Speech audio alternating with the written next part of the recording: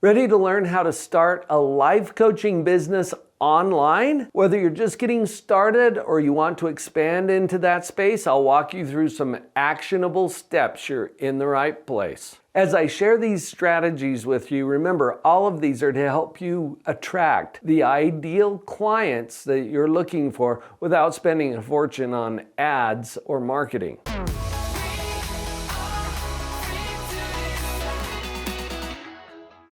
Number one, clarify your niche or your ideal client.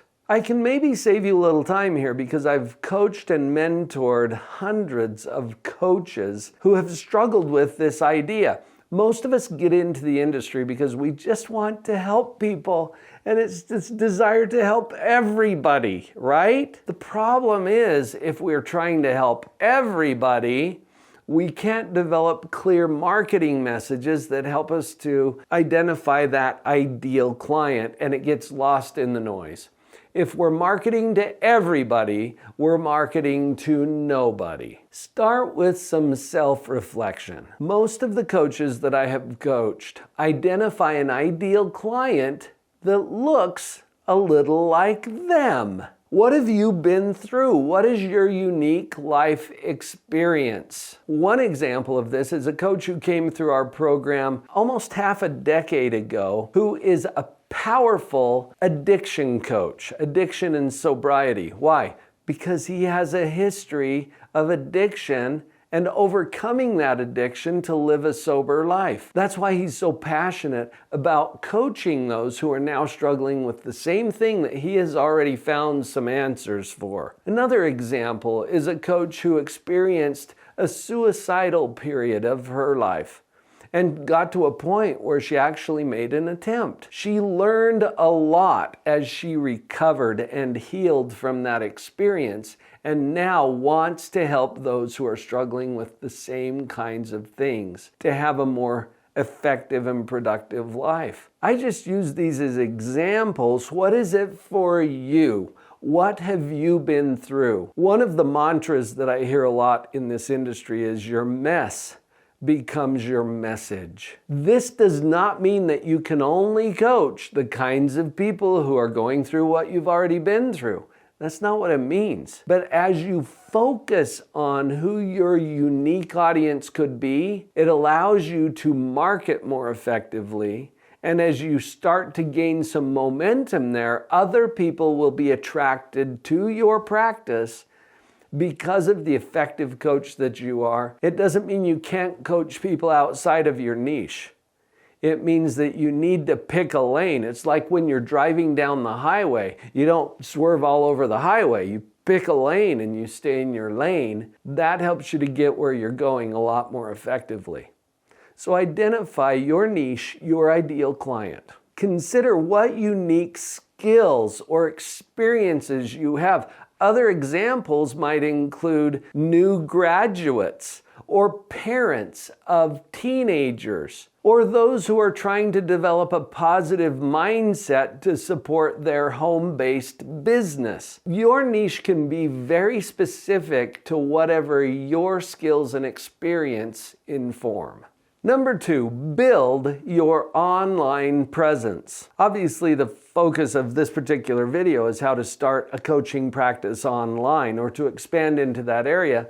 You need to be there. It's essential to have an appropriate and acceptable digital or online presence if people are going to find you there. This includes your website. Your website becomes a landing place or a hub for the things that you're offering online. It can also become a place where you host testimonials or free resources that you offer your clients. Another obvious online presence would be social media. For this, it's important to consider again your ideal client. Where are they? In addition to mentoring and training coaches, I'm primarily a child and family psychologist, and a lot of my career has been working with parents. Well, parents are looking for solutions right here on YouTube, or on Facebook, or on Instagram. So I want to be present in those arenas if that's where my client is. Figure out where your client is likely to be, and then show up and contribute in that space. There are really affordable tools out there to help you get started. You don't have to spend a fortune setting up a website. There are resources like Wix or Squarespace that allow you to do it yourself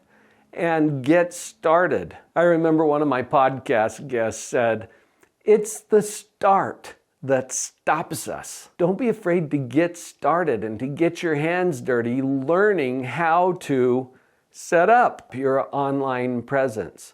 It's okay to engage those who are more skilled also. One of my coaches told me, you get to spend either your time or your money or both.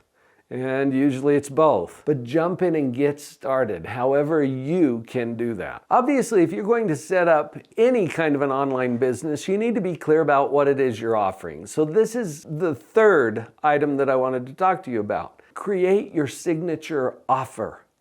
What is it that people can get from you? Is it a coaching package? Is it a workshop?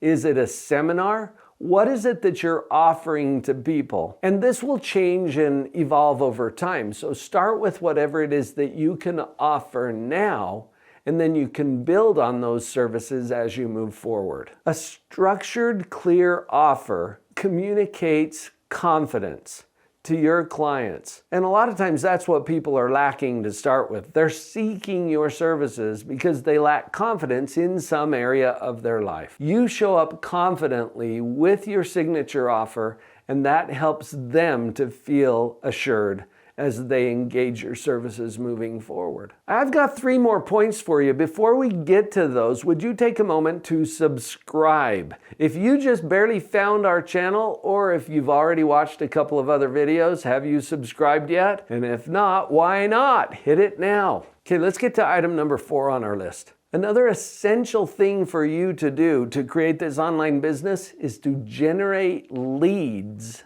and have a way to capture them. That sounds all technical, but what it really comes down to is establishing and building relationships with real people. When people encounter you online, on YouTube, in social media, on your podcast, wherever they encounter you, they start to build a relationship with you.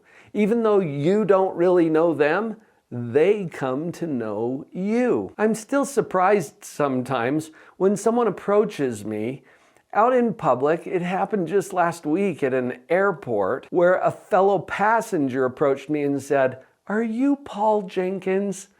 Well, she's a follower here on the channel. And I didn't know her, but she knew me because I had spent some time building a relationship with her through these videos. As people get to know you and trust you, you will have an opportunity to offer them something that helps them to solve some problem that they're facing. In the marketing world, we call this a lead magnet. And it's something that you offer. It might be a copy of your book or a report that you've generated, or the 5 ways to do whatever it is that they want to accomplish. You've put this together for them and packaged it in a way that it answers their problem.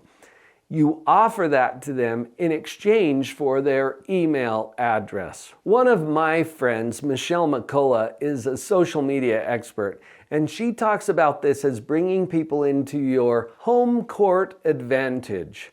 Because as long as they know you on YouTube, for example, you don't have access to their contact information. They haven't shared it with you yet. They're simply following you on a social media platform. Your home court advantage allows you to contact them and communicate with them outside of the social media platforms or the places where they found you online. This is the home court advantage. And you know that you're there when they've shared with you their contact information. Let's get to number 5. Invest in yourself and your skills. I believe that the very best investment you can make is in you. When you have an opportunity to learn something, take it.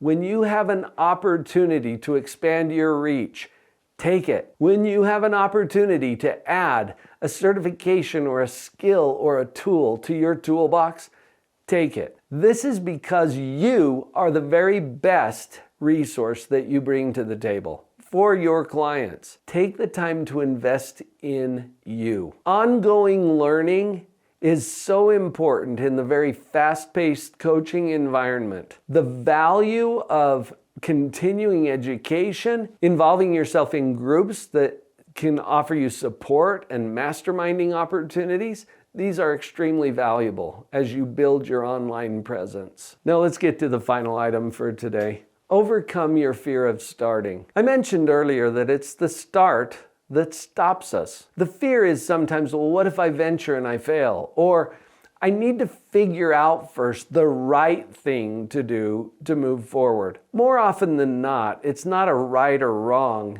question. There are simply a lot of options waiting for you to choose or select one of them and take action. As you take action, you will learn whatever you need to learn to make your next step.